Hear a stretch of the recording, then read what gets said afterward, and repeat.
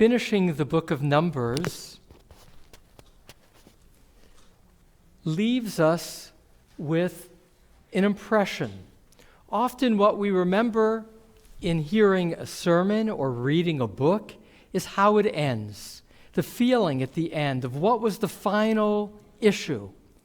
This morning in our Torah reading, before we chanted with Mike and Shelley, Chazak, Chazak, V'nit Chazek, what we read about in the paragraph before was an ongoing change of law, though ascribed to God.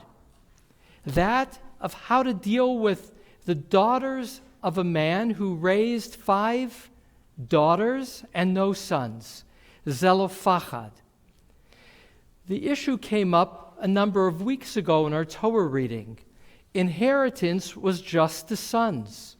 And they came before Moses. This is now long after Mount Sinai, and they said, "It's not fair. Our father has died with no male heirs. Shouldn't we, his daughters, be able to maintain our family land legacy?"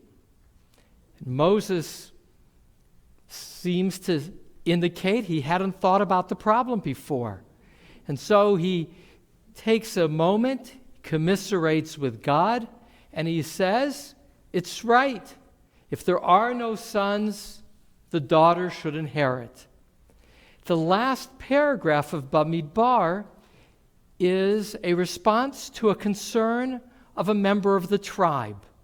A member of the tribe comes forward and he says, if these young women marry into other tribes, our tribe, even in the Jubilee year, is going to lose some land. And so Moses once again consults, the text says, with God and comes up with another resolution. The resolution is the daughters can inherit, but they can only marry men from the tribe of Manasseh, their original tribe, so the land always stays together. That is an extraordinary story of how law evolves in response to new challenges, rethinking, and ultimately to a kind of mediation.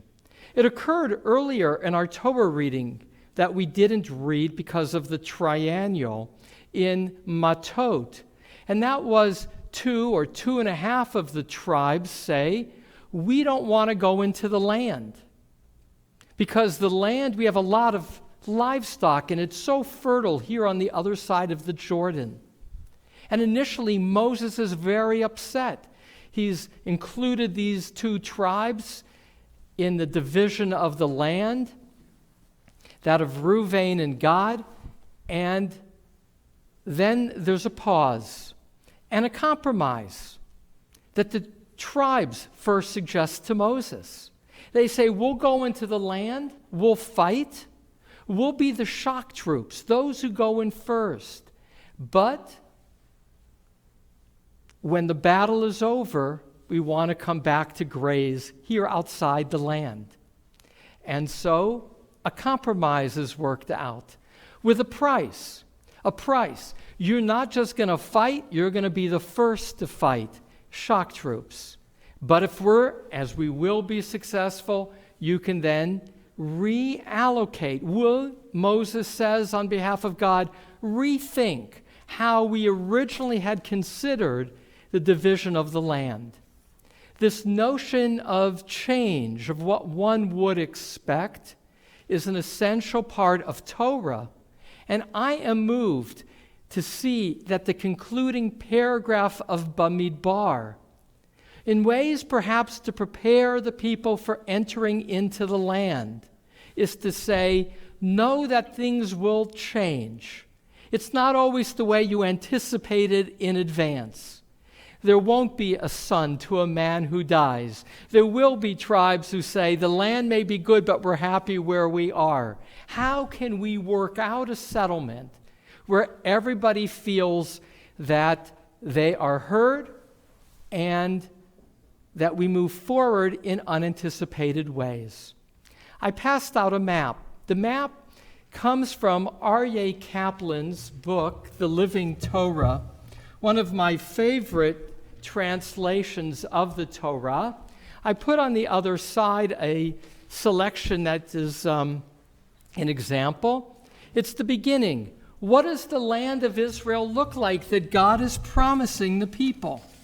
And if you look at R.A. Kaplan's map, you will see it looks very different than the current state of Israel. What's striking about it is how far north it goes.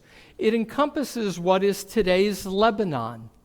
It's also interesting what it does not include, which is the Negev, because at that time there wasn't a lot to do with the desert. But the modern state of Israel, of course, looks very different than our Torah readings promise of what does the land of Israel, as promised, look like. Now, for another time or later, you can look at the back of our Eitz Chaim Chumash, which has maps from the time of King David and King Solomon and other maps. And what you'll see is even this map is not the way it played out. In that, already early on, the coast to the south was controlled by the Philistines, and to the north by the Phoenicians. What is today Lebanon was Phoenicia, which is to say, this was the promise. It's very much overlapping with the land that became the land of Israel and Judah, but not the same. Maps change. History creates different values, different needs. In part, I wanted to share this map today in a very short devar. I'm going to wrap it up in a moment. To say that during this month, Jared Kushner's peace proposal will become public. I'm not here to comment on the proposal. No one knows that proposal.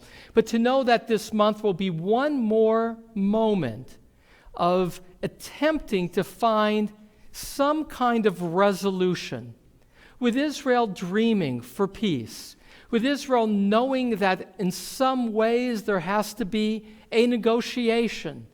But what that looks like is not clear.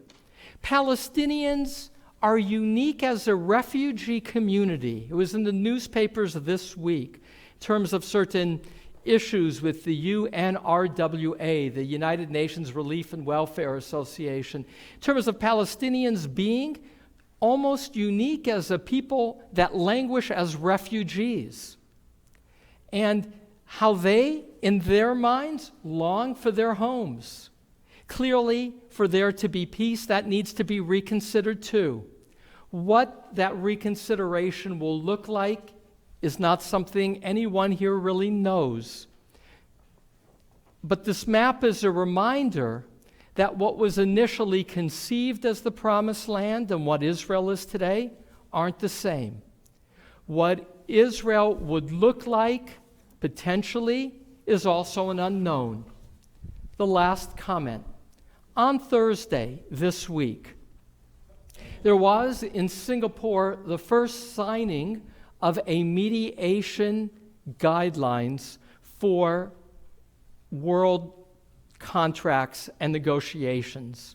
Until now, in many international agreements, there's been a clause that if there is a dispute, it will be resolved by arbitration. You've seen that in employment contracts. An arbitrator is a private judge who the parties agree will be bound by the arbitrator's decision, avoiding the need to go through courts. The new and growing field of mediation says the parties need to come to their own resolution, in particular if they're to have an ongoing relationship. So if parties aren't going to deal with each other again, let the judge decide, let the arbitrator decide. But if it's in, for instance, a family dispute, and the family continues to have relationships, better is if the family talks with a referee who's a facilitator to enable them to hear each other to find some compromise. Last Saturday I spent in Malibu at Pepperdine Law School learning mediation. It was a 7-day course, and it was fascinating. One, I didn't know that Pepperdine is the #1 rated mediation law school in the country. In my class were students, a judge from New Zealand, a judge from Brazil, Russians who are in the negotiation business. It was fascinating doing role plays with such remarkable classmates, trying to reach resolutions for all kinds of difficult hypotheticals. There is no more difficult situation, no more difficult reality than the lack of peace in Israel with its neighbors. And yet there is the hope, there is, if you will, the dream that Israel will create with its neighbors borders that are secure. To do so and to have a relationship for the future, it's best done through mediation, through negotiation. Ribono Shalom, Master of the universe, as we conclude the story of 38 years in the desert, we're aware that it concluded with unresolved questions that gained resolution with a quality of compromise. As we, as a people, long for peace in our promised land, may the future find ways of bringing neighbors together in peace. And together we say, Amen.